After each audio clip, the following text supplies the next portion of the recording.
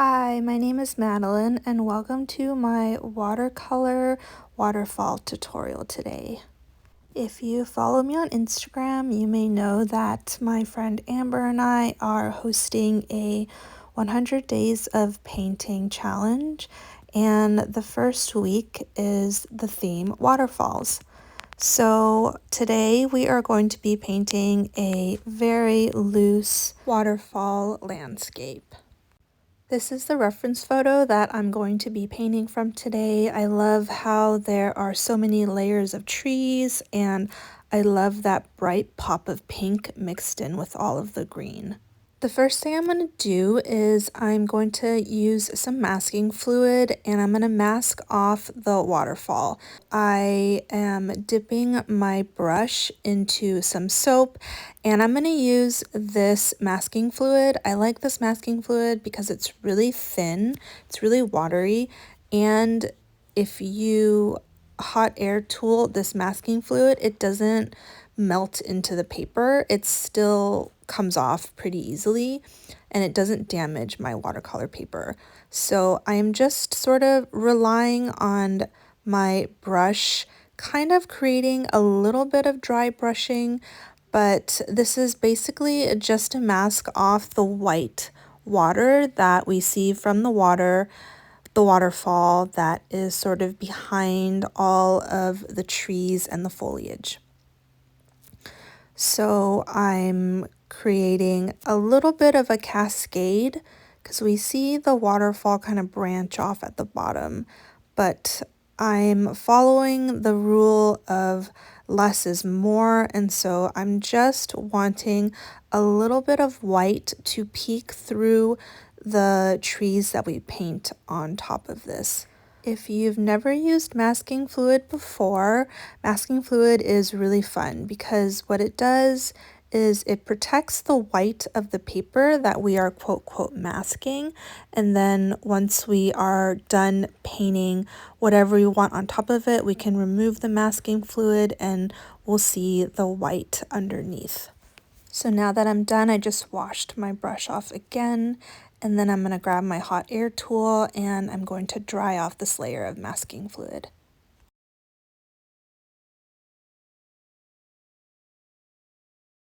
The first thing that we're going to do is lay down the first layer, which is going to be our background wash. I'm using a silver brush, black velvet.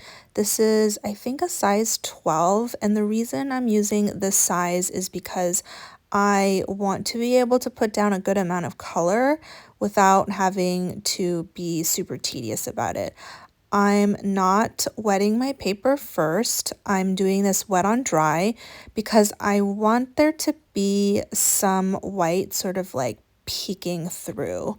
So I'm grabbing some light purple, some light blue, and I'm just laying down some initial background colors. So if we look at our reference photo again, you see that the rocks right behind the waterfall, I would say there's kind of like a purplish hue to the rocks that the waterfall is cascading over, and so I'm using a light pale purple and a little bit of blue to paint those rocks. And then for the upper corner or the upper quarter of our page, I'm going to grab some light green to paint the background beneath the green trees that we have on the top. If you don't have the brush that I'm using, you could use a mop brush or any type of brush that is sort of on the more absorbent, soft and floppy side. That's going to give you the same loose brush strokes that I'm doing right now for our initial background layer.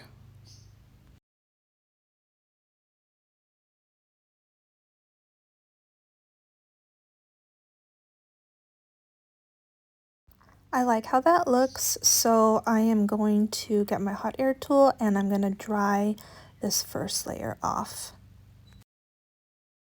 Now that that's dry, I'm going to move on to painting some of the rocks. I'm grabbing some leftover Payne's Gray that I have on my palette, and I'm picking up a little bit of brown, and I'm just going to add some darker color to the very bottom of where the waterfall ends. And so I'm still using the same brush, the black velvet brush, which is just really soft and floppy, and so it just lets me paint kind of like really large areas of my landscape at a time. And I'm going to add some of that darker color up here as well.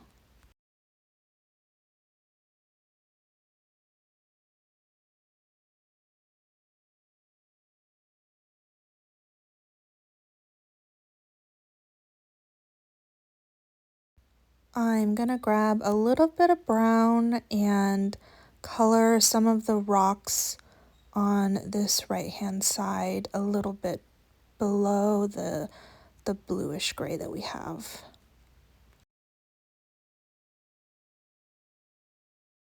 Now I'm going to grab my gum eraser, which is just a eraser that kind of helps me remove the masking fluid a little bit more cleanly, more, you know what I mean. So now that that is all off, I am going to grab another soft and floppy brush. This is the Silver Brush Renaissance. This is a round 6, and I really like it because it is really absorbent, and I can get away with like kind of smashing it and getting some really nice tree foliage textures. So I'm grabbing some green and some yellow, and I'm just painting the tree foliage that we have that kind of just covers the waterfall ever so slightly. So the greens that I was previously using don't feel bright enough to me. So now I'm grabbing another green that's a little bit brighter in my opinion. And I'm just sort of, if you look at the way I'm holding my brush, I'm just kind of like smushing the brush tip kind of at different angles to create that really loose foliage. I'll rotate from using the side of the brush to the tip of the brush to the belly of the brush to kind of create different brush strokes.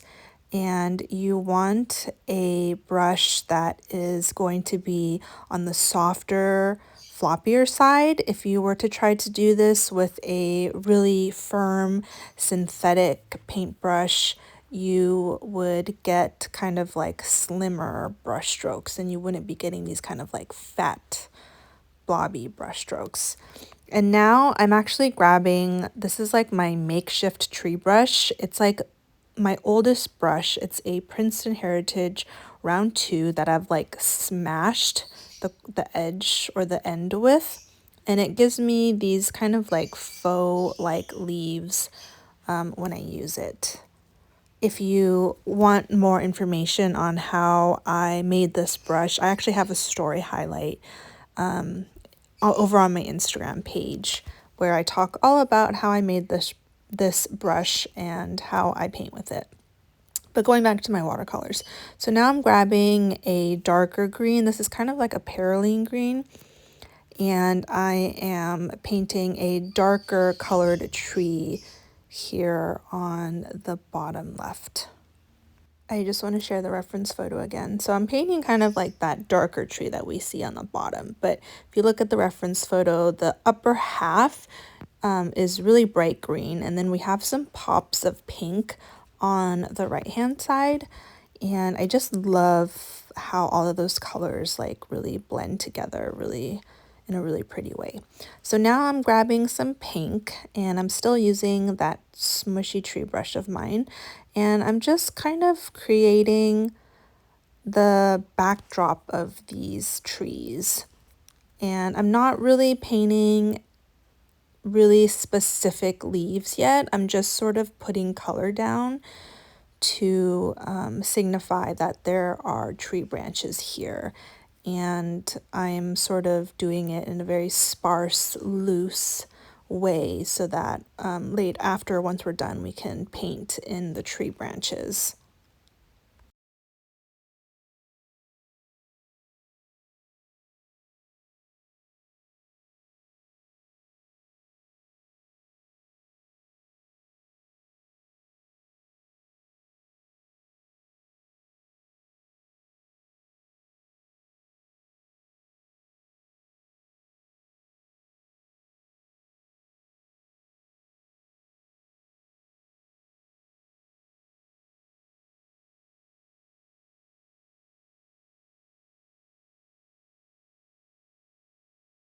Right at the bottom of the waterfall right here, there is kind of like a lighter green tree, so I'm gonna add that in. And then I really like how that looks, so I'm gonna dry this entire layer. And then now I am going to grab my etcher round one. It's a really, really tiny brush.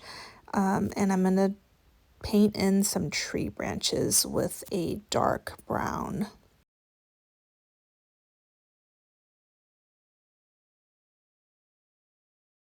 I would be mindful not to be too heavy-handed when you're painting these branches. They're very delicate looking in the reference photo. They're not even really tree trunks. They're just like you just see kind of like very slim tree branches. And so you could also use a liner for this step. A liner brush is a brush that is really fine and the brush hairs are really long, and it makes it easy for you to paint kind of like fine line details.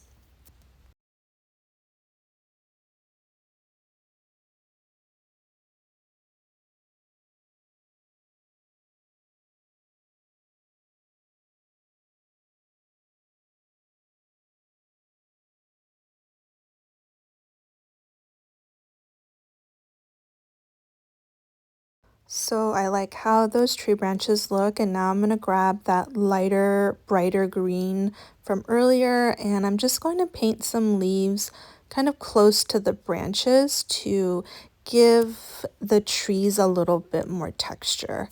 And one key when you're layering watercolor, like we're doing in today's painting, is to go from lightest to darkest.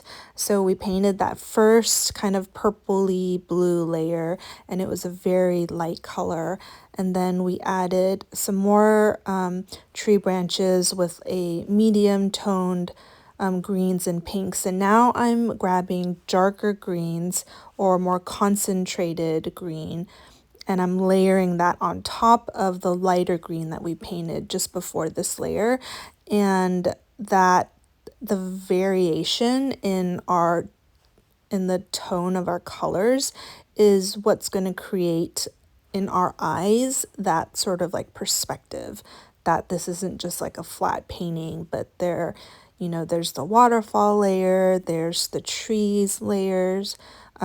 So by creating that variation in color, it's what a lot of watercolor teachers label as tonal value of colors.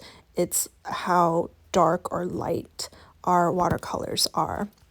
So by layering different intensities in our colors using lighter colors and darker colors, that creates that perspective, which is something that is unique to watercolor because watercolor can be, you can make it very opaque and you can also make it very transparent.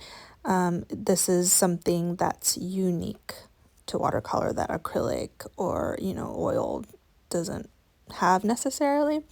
So I'm using, this is a Daniel Smith color, a tube from Daniel Smith, because I don't actually have a pink in my handmade paint sets. That is kind of like a darker version of what I just used on the right to paint those pinker trees. So this color is just a little darker, and I think it's going to help me create depth on this right hand side.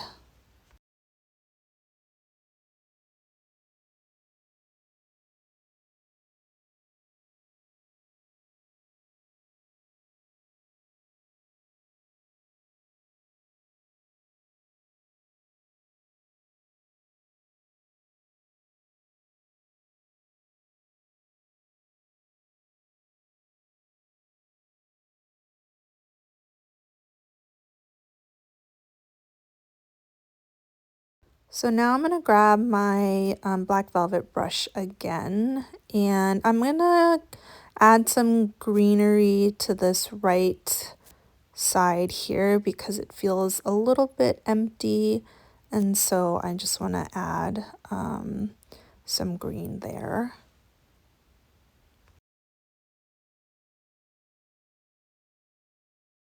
And then while that brush stroke is still kind of wet, I'm going to add some darker green, and I'm going to drop it in so that it blends together and there aren't any hard edges. And then I'm going to add some Payne's Gray to the bottom right here just to create more definition in the rocks on the bottom.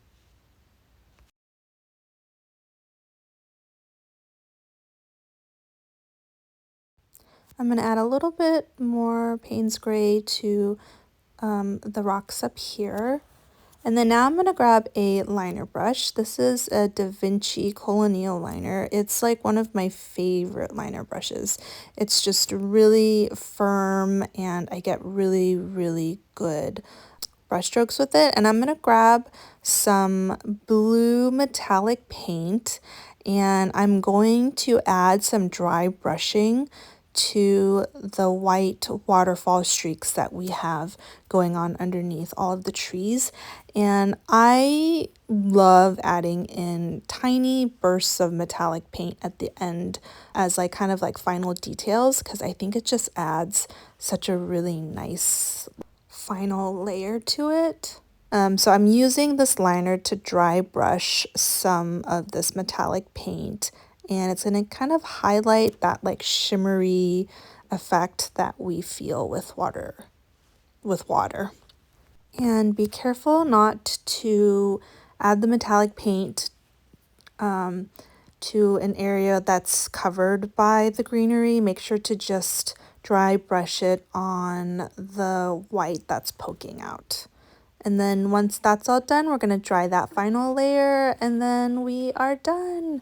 We can take our masking tape off, and I am pleasantly surprised with how this one came out. This is probably like my fourth waterfall that I've painted in my life ever. And I hope you enjoyed painting along with me.